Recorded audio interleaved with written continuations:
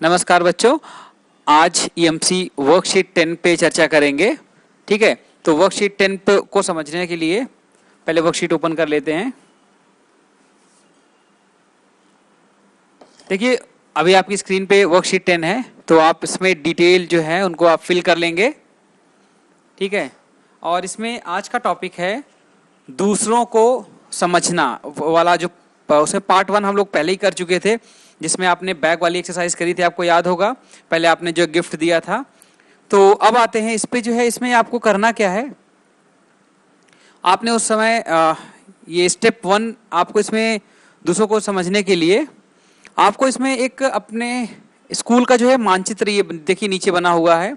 ठीक है, ये आपका स्कूल का मानचित्र है, और इसमें नीचे दिए गए बॉक्स में अपने घर के आसपास, अपने स्कूल या अपने किसी मनपसंद की जगह का आपको मैप बनाना है। अभी इसके नीचे जो है ना, अभी अगले पेज में आपको दिखा देता हूं। ये देखिए मैप बना हुआ है। ठीक है, ये तो आइए फिर पहले प्रॉब्लम स्टेटमेंट देख लेते हैं।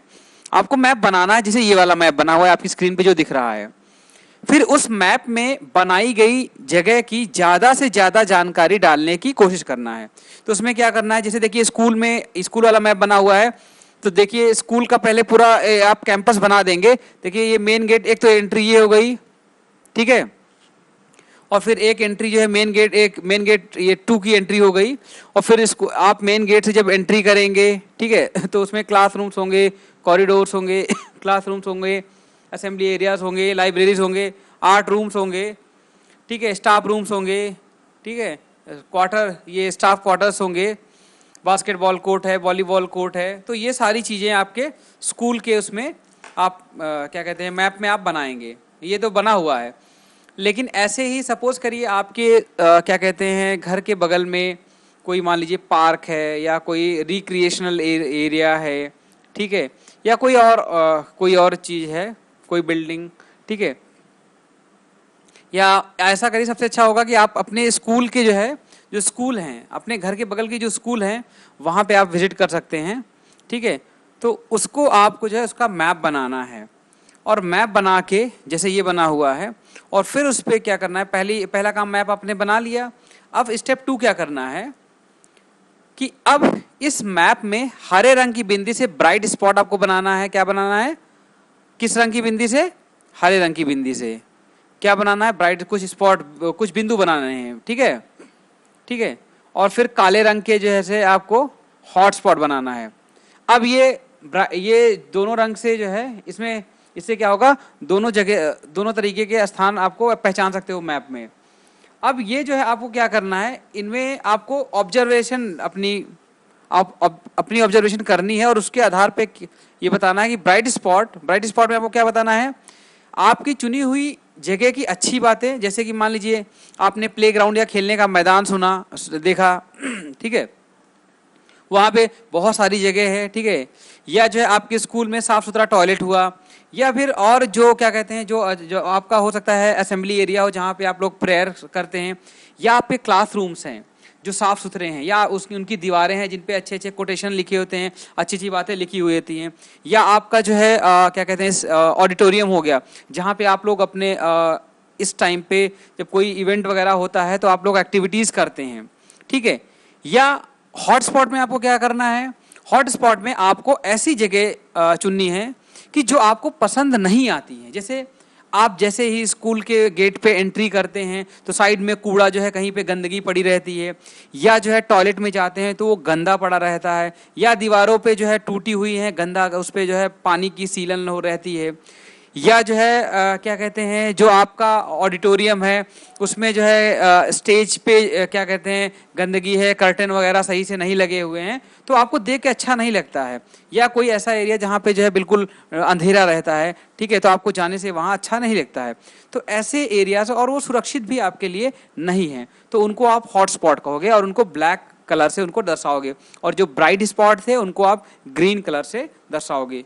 तो इतना करने के बाद आपको अब क्या करना है, अब आपको अपनी हॉट स्पॉट की सूची से कोई एक मुद्दा चुनना है। जैसे कि मान लीजिए आपके स्कूल का जो है टॉयलेट गंदा रहता है, ठीक है, साफ नहीं हो रहा है, या जो है जैसे आप सुबह जाते हैं थोड़ी देर बाद गंदा हो जाता है, ठीक है, या आपको मान लीजिए आपने कोई दूसरा मुद्दा चुन लिया कि आपका जो है, आप जैसे गेट पे एंट्री करते हैं तो वहां पे जो है गंदगी धीरे धीरे बच्चे जो है डालते जाते हैं और वहां पे बहुत गंदगी है, आपको अच्छा नहीं लगता। या आपका जो प्ले ग्राउंड है वह वो खेलने लायक नहीं है, ठीक है। या आपको जो है आप एक्टिंग की या डांसिंग की प्रैक्टिस ऑडिटोरियम में करते हैं, बट वहाँ पे जो है वैसा माहौल नहीं है कि आप प्रैक्टिस कर पाए, वहाँ पे अंधेरा रहता है। तो ऐसे कई सारे जो है ये क्या हैं, ये मुद्दे हैं जो आपको लगता है कि हमारे स्कूल में ये चीज़ जो है हम करना चाहते हैं, लेकिन इन कमियों की वजह से हम नहीं कर पा रहे हैं। अब क्या होगा, क्योंकि आप स्कूल में आपको एक मौका मिलता है सारी चीज़ें सीखने का, आपके अंदर जो भी क्या कहते हैं टैलेंट है उसको निखारने का मौका मिलता है और वो स्कूल में ही मिलता है।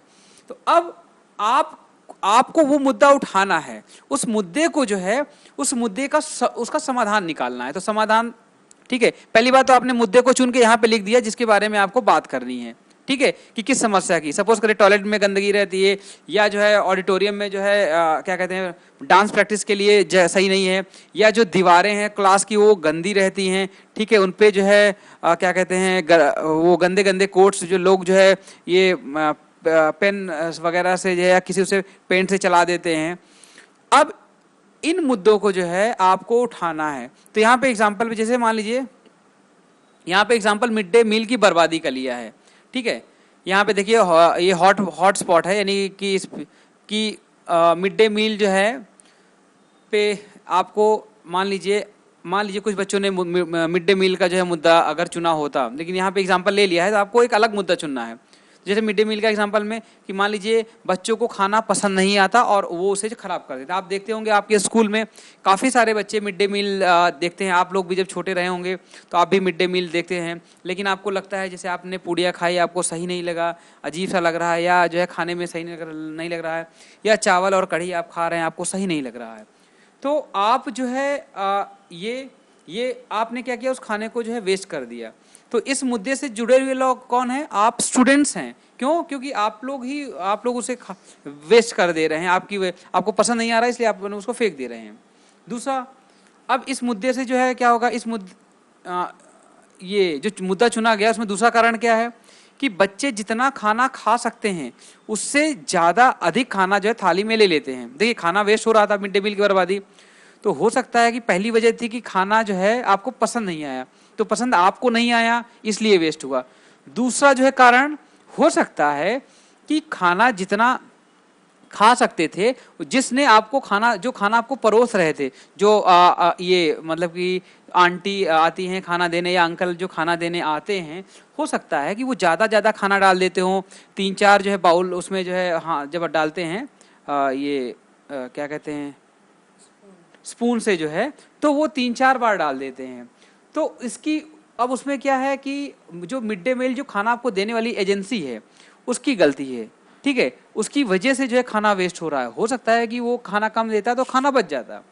अब तीसरा कारण आप ये खाना जो बर्बाद हो रहा है कि जो बचे हुए भोजन थे उसको, भाई मान लीजिए भोजन बच गया कि ज़्यादा था या आपको पसंद नहीं आया, तो आप उसका कुछ दूसरा उपयोग कर सकते थे, ठीक है, लेकिन आप बच्चे थे इसलिए आपको जानकारी नहीं थी, ठीक है।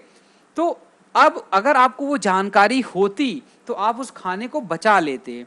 तो ये बात जो आपके उस स्कूल में जो मिड डे मील के इंचार्ज हैं, प्रभारी हैं, ठीक है, वो अगर आपको बताते कि बच्चों जब मान लीजिए खाना बच गया तो आप अपने और फ्रेंड के साथ उसको शेयर कर लीजिए या टिफिन को पैक कर लीजिए, बाद में थोड़ी देर बाद जब आप फ्री टाइम रहेगा तो आप खा लीजिएगा, उसको वेस्ट ना करिए, ठीक है। लेकिन आपको जानकारी नहीं थी तो आपने क्या किया, उसको फेंक दिया, इधर उधर बिखेर दिया, ठीक है। तो देखिए ये क्या कहते हैं, जो आपने मुद्दा चुना था मिड डे मील की बर्बादी, और जो उसके 3 कारण इसमें जो है ठीक है, ये 4 कारण इसमें लिखे हैं, ठीक है, और उससे जुड़े हुए लोग जो है यहाँ पे इस पे ये दूसरे कॉलम में उससे जुड़े हुए लोग हैं। चौथा कारण भी एक हो सकता है कि कुछ बच्चे घर से खाना लाते हैं। अब इससे जुड़ा हुआ कौन है, ठीक है, इसमें तो पूरा जो है जो आपका मेनली जो है आपके शिक्षा ये जो मिड डे मील के इंचार्ज हैं, अगर उनको जानकारी होती तो वो हम उन्हीं को ही रख सकते हैं। तो ये तो मिड डे मील बर्बादी का एग्जाम्पल ले लिया गया। अब आपको जो है आपने जो स्कूल वाला आपने जो चुना हुआ है, ठीक है, आपको चुने हुए स्कूल के जो आपने स्कूल का मैप बनाया है उसमें आपने सपोज करिए टॉयलेट जो है सुबह साफ किया जाता है, लेकिन धीरे वो गंदा रहता है। जब आप यूज करने जाते हैं तो देखते हैं बहुत गंदगी रहती है। मान लीजिए आपने ये चुना है, ठीक है, तो हो सकता है कि टॉयलेट मतलब कि उसकी कई वजह हो सकती है। हो सकता है कि टॉयलेट की मतलब कि बच्चे यूज करने के बाद उसको फ्लश नहीं करते इसलिए गंदा हो गया। तो इसमें जो है जो जुड़े हुए, इससे जुड़ा हुआ कौन हुआ? स्टूडेंट। आपने यूज किया, आपने उस पर पानी फ्लश किया होता तो वो साफ रहता। दूसरा, हो सकता है कि जो आंटी साफ करने के लिए लगाई गई थी, ठीक है, उन्होंने जो है साफ ना किया हो। तो इससे क्या है, जो वहां पे स्टेट मैनेजर्स हैं वो इन्वॉल्व हैं, उन्होंने सफाई को ध्यान में नहीं दिया, ठीक है। तीसरी वजह जो है टॉयलेट साफ ना होने का क्या हो सकता है कि क्या कहते हैं, ज़्यादा बच्चे जो है यूज़ करते करते, क्योंकि टॉयलेट बार बार यूज़ करने के बाद आप फ्लश भी करते रहते हैं तो कुछ टाइम बाद वो जो है पैरों में मिट्टी लग के आती है, या आप बाहर से कहीं से आते हैं तो उसकी वजह से धीरे धीरे गंदा हो के वो मिट्टी जमा रहती है, ठीक है, वो फ्लश करने से साफ नहीं हो पाती है। तो अब इससे क्या था कि उसको दोबारा फिर से साफ किया जाए कुछ टाइम के बाद, जैसे कि मतलब एक पीरियड के बाद जो है फिर उसको जो क्या कहते हैं स्टेट मैनेजर साफ करवा दें। तो अब वहीं पे आपको पता चल रहा है ना कि ये मुद्दा कारण ये है और जुड़े हुए लोग ये हैं। तो इस तरीके से आपको कोई एक मुद्दा चुनना है, या आप कोई और भी मुद्दा चुन सकते हैं। मान लीजिए आपके स्कूल का जो ऑडिटोरियम है, जहाँ पे वहाँ पे आप जाते हैं, वहाँ पे लाइट जो आपको डांस प्रैक्टिस करनी है, ड्रामा प्रैक्टिस करना है, या सिंगिंग कुछ और प्रैक्टिस करनी है, लेकिन आपको वहाँ पे आप उसको यूज़ नहीं कर पा रहे हैं, ठीक है, तो उसकी जो है क्या कहते हैं वहाँ पे व्यवस्था, लाइट मान लीजिए नहीं है, अंधेरा रहता है, या जो वहाँ पे जो है क्या कहते हैं जो स्टेज बना हुआ है, ठीक है, वहाँ पे साउंड सिस्टम या माइक सिस्टम उन सब में प्रॉब्लम है। तो ये जो है ये भी मुद्दा आप उठा सकते हैं, ठीक है। या स्कूल की जो आपकी क्लास की वॉल्स हैं वो बहुत गंदी रहती हैं और आपको बहुत बुरा लगता है, ठीक है। तो अब जो है इसमें क्या है कि स्कूल का क्लास की वॉल्स खराब हैं और आप वहाँ पे 4 से 5 घंटे आपको बैठ के पढ़ाई करनी होती है, तो आपको जाहिर सी बात है साफ सुथरा रहेगा तो आपको शायद अच्छा लगेगा, ठीक है। तो ये जो है आपको कारण लिखना है कि गंदगी क्यों होती है। तो यहाँ पे दीवार गंदगी होने का कारण क्या हो सकता है कि काफ़ी पुरानी जो है पेंटिंग हो और नया फिर पेंट ना कराया गया हो। दूसरा कारण ये हो सकता है कि नया पेंट कराया हो और बच्चों ने कुछ उस पर लिख दिया है, ठीक है। तीसरा कारण हो सकता है कि मान लीजिए मतलब जानबूझ के नहीं, ठीक है, आप हो सकता है कि एक दूसरे स्टूडेंट से कुछ ऐसे मतलब अनजाने में जिससे कुछ चल गया हो। तो बहुत सारे कारण हो सकते हैं। या हो सकता है दीवार में सीलन पड़ रही हो और बारिश हुई तो पानी टिप टिप करके आते हुए क्या हो गया, वो धीरे धीरे वो दीवार खराब हो गई। तो देखिए कई कारण हो सकते हैं बच्चों, आपको सोचना है और वो उन अलग जो ये है कारण है, इसी तरीके से आप कई कारण खुद भी सोच सकते हैं। अब बात आती है कि ये जो है जब आप इस तरीके से सोचेंगे तो आपको जो है कोई भी समस्या के अलग अलग पहलुओं को सोचने और समझने का मौका मिलेगा। मेनली ये जो है टॉपिक देने की यही वजह है। इसका रियल लाइफ में मैं आपको उपयोग बता देता हूँ। जब आप रियल लाइफ में कहीं पे जाएंगे, किसी भी ऑर्गेनाइजेशन से आप जुड़े होंगे, तो क्या होगा वहाँ पे कई सारे जैसे आपको रिपोर्ट बनानी है। तो रिपोर्ट में क्या होता है, आपको जो है कई कहा जाता है, पहली बात तो आप रिपोर्ट में कोई प्रोजेक्ट में कुछ चुनते हो, कुछ टॉपिक चुनते हो, कोई पार्ट चुनते हो, फिर उस पर जो है उसके अलग अलग पहलू जो उसके पॉइंट्स हैं उनको स्टडी करते हो, ठीक है। फिर उनके जो स्टेक होल्डर्स हैं उनसे हुए जुड़े अलग अलग लोग, यहाँ पे जो विभिन्न लोग हैं इनको जो है कहते हैं स्टेक होल्डर्स। तो उस चीज़ से जो स्टेक होल्डर्स हैं उनसे आपको बात करके समझनी पड़ती है कि क्या कारण है, किस वजह से ये नहीं हो पा रहा है। हो सकता है कल को आप जो है मान लीजिए कहीं पे इंजीनियर हैं या आप जो है डीएम हैं, तो आपको जो है अलग अलग जो स्टेक होल्डर्स है, मान लीजिए आपको जो है जुलूस निकालना है या जो है कोई ये पंडाल कहीं पे कुछ है ऑर्गेनाइज करनी है, तो आपको उससे जुड़े जितने भी स्टेक होल्डर्स हैं या उससे जुड़े अलग अलग लोग हैं उनसे आपको बात करनी पड़ेगी। बात करके तभी आप उसका जो है सॉल्यूशन निकाल सकते हैं, ठीक है। अब देखिए स्टेप 5 क्या है, तो तालिका में भर लेने के बाद आप अपने मुद्दे से जुड़े लोगों का इंटरव्यू लें। तो जाहिर सी बात है जो उस मुद्दे से जुड़े हुए लोग होंगे, जैसे स्कूल में जो है जो आपने लिया था ये टॉयलेट का, तो उसमें स्टूडेंट जो यूज़ कर रहे थे वो थे जो यूज़ करने वाले। दूसरा स्टेट मैनेजर थे क्योंकि साफ सफाई का, और जो और उसके बाद तीसरे लोग जो है जो वहाँ पे जो सैनिटेशन वर्कर्स होते हैं, ठीक है, वो इन्वॉल्व होते हैं। तो आपको उन लोगों से बात करके समस्या समझनी पड़ेगी कि आपका टॉयलेट क्यों गंदा हो जाता है। स्टूडेंट से बात करेंगे तो आपको कुछ एक अलग नज़रिया मिलेगा, आप बच्चों से बात करेंगे तो कुछ एक अलग नज़रिया मिलेगा, ठीक है। और आप जो है सैनिटेशन वर्कर से मिलेंगे, हो सकता है कि उसने साफ सफाई की हो, ठीक है, उसके पास हो सकता है कि वो क्या कहते हैं साफ करने के लिए हार्पिक ना हो, उसके पास ब्रश ना हो, या कोई और दूसरी समस्या हो। तो जब आप समझेंगे तब आपको असली कारण पता चलेगा कि अच्छा इस वजह से आपके स्कूल के टॉयलेट साफ नहीं रहते हैं, ठीक है, या आपके दीवार जो स्कूल के गंदे थे, ठीक है, तो किस वजह से गंदे थे, सीलन की वजह से गंदे थे, या काफ़ी पहले पेंटिंग हुई थी इस वजह से गंदे थे, या जो है बच्चों ने लिख लिख के जो इस पर जो है ये कुछ ऐसे लिख दिया तो उससे उसकी वजह से दीवार गंदी हो गई। तो यहाँ पे जो एग्जाम्पल में मिड डे मील वाला था, तो बच्चे खाना क्यों जोड़ते, ये बच्चों से आपको बात करनी है, तो आप खाना क्यों जूठा छोड़ते हैं, आप ये आपने पूछा, ठीक है। मिड डे मील एजेंसी से आपने बच्चों को खाने के बारे में सुझाव लिया, क्यों नहीं लिया। तो जैसे उनको मान लीजिए खाना पसंद नहीं आ रहा था, तो मिड डे मील वाला आदमी जो है आपसे सुझाव लेता कि भाई आपको कढ़ी मान लीजिए पसंद नहीं आती, तो वो सब्जी उसमें रख देता कढ़ी की जगह पे, या कुछ और ऑप्शन देता, ठीक है। तो उससे सुझाव लेने पे आपको आइडिया मिल जाता। तीसरा जो है, जो आपके यहाँ पे इंचार्ज हैं, ठीक है, आपके यहाँ के जो इंचार्ज हैं ये मिड डे मील के, तो आपके हिसाब से बच्चों को खाना क्यों पसंद नहीं आता। तो अगर मिड डे मील से आप जो इंचार्ज हैं उनको क्या कहते हैं, उनसे आप इंटरव्यू लेंगे, तो आप उनसे ये जब क्वेश्चन पूछेंगे तो आपको बताएंगे, और अलग अलग खानों को जो है उसका दूसरा उपयोग क्या हो सकता है वो बताएंगे। तो आपको इंटरव्यू लेके जो है, जब आप इंटरव्यू लेंगे, आपने मुद्दे से जुड़े हुए लोगों से बात करके क्या आपको उसके बारे में कुछ नई जानकारी मिली। जब भी आप किसी भी इंसान से जो उस काम को देख रहा है, तो उसके बारे में आपको जरूर कुछ नया जानने को मिलता है। क्यों? क्योंकि वो उस काम को लगातार लंबे समय से कर रहा है, तो उसने उस काम के में आने वाले चैलेंजेस को देखा है। बाहर से देखने में हो सकता है आपको वो काम लगे कि अरे ये ऐसे क्यों नहीं हो रहा है, लेकिन उस काम को करने में जो इंटरनल चैलेंजेस होते हैं वो केवल उस काम को करने वाला ही बता सकता है। तो जो आप सिर्फ अपनी समझ से नहीं जान सकते, तो इसलिए जो है, तो आपको इंटरव्यू करने से क्या होगा, वो बात जो आपको नई चीज जानने को मिली है आपको यहाँ पे लिखना है। और लोगों का इंटरव्यू लेते समय आपने कम्युनिकेशन यानी संचार की क्षमता के बारे में क्या सीखा, ठीक है, वो भी आपको यहाँ पे बताना पड़ेगा कि आपको इंटरव्यू लेते समय, देखिए अगर आपने क्या सीखोगे, अगर आपका क्वेश्चन सही होगा तो आप जिस प्रॉब्लम का आप सॉल्यूशन ढूंढ रहे हैं तो आपको सही आंसर मिल जाएगा। लेकिन अगर आपने सही क्वेश्चन नहीं पूछा तो आपको कभी जो आप जानना चाहते हैं वो जान नहीं पाएंगे। तो इसलिए एक कम्युनिकेशन का सबसे अहम हिस्सा होता है कि आप सही क्वेश्चन को जो है, क्वेश्चनेयर जिसको कहते हैं, प्रश्नावली तैयार करना। जब भी आपको किसी मुद्दे के बारे में कुछ जानना है, किसी का इंटरव्यू करना है, तो आपको पहले से कुछ क्वेश्चनेयर तैयार करना पड़ता है। और वो क्वेश्चनेयर आप जो है, और उस क्वेश्चनेयर को पूछने का एक तरीका होता है कि आप इस तरीके से, एक ऐसे लगे जैसे आप बातचीत कर रहे हो, और बातचीत कर करके आपने धीरे धीरे क्या हुआ, उस समस्या के बारे में जान लिया।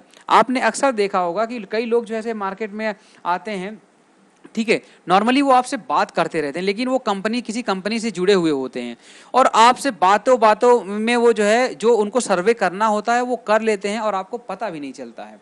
तो ये उनकी जो है एक्सपर्टाइज है कि उनको क्वेश्चन पूछने का तरीका पता है, और एक सिस्टमैटिक वे में कि पहले क्या क्वेश्चन पूछा जाए, उसके बाद क्या क्वेश्चन पूछा जाए। तो ये जो एक सिस्टमैटिक क्वेश्चंस का क्रम जो है वो बहुत इंपॉर्टेंट होता है। तो एक कम्युनिकेशन स्किल में जो है ये आपको जो है करते करते धीरे धीरे आपको आ जाएगी। तो चलिए बच्चों, आज के लिए इतना काफ़ी है। आपको ये वीडियो जो है कैसा लगा आप जो है कमेंट में ज़रूर बताइएगा, क्योंकि इससे क्या होगा कि हमें वीडियो के बारे में और इन्फॉर्मेशन मिलती है। और काफ़ी बच्चे जो है इसमें अपना रोल नंबर लिखते हैं। तो बच्चों, रोल नंबर के साथ साथ अगर जो है आप अपना किस स्ट्रीम से जुड़े हैं, किस क्लास में, किस स्कूल से हैं, तो वो आप नीचे कमेंट बॉक्स में डाल सकते हैं, ठीक है। इसके अलावा और भी अगर कुछ कोई भी टॉपिक, कोई प्रॉब्लम है, तो आप उसको जो है इस नीचे कमेंट बॉक्स में डाल दीजिए, ताकि हम अगली वीडियो बनाते समय उनको भी आपके क्वेश्चंस को इसमें उसका सॉल्यूशन दे सकें। और आप इस वीडियो को ये नीचे है क्या कहते हैं, सब्सक्राइब बटन है, तो उस पर आप क्लिक कर दीजिए, और बगल में बेल आइकन होगा, तो उसको दबाने से क्या होगा कि जब भी मैं कोई नई वीडियो जो है, अगला जो EMC का वीडियो होगा वो डालूंगा, तो आपको जो है सीधे मिल जाएगी। वैसे क्या होता है कि जब आपके स्कूल टीचर शेयर करते हैं तभी नहीं मिल पाती है। तो आज के लिए इतना काफ़ी है। Thank you.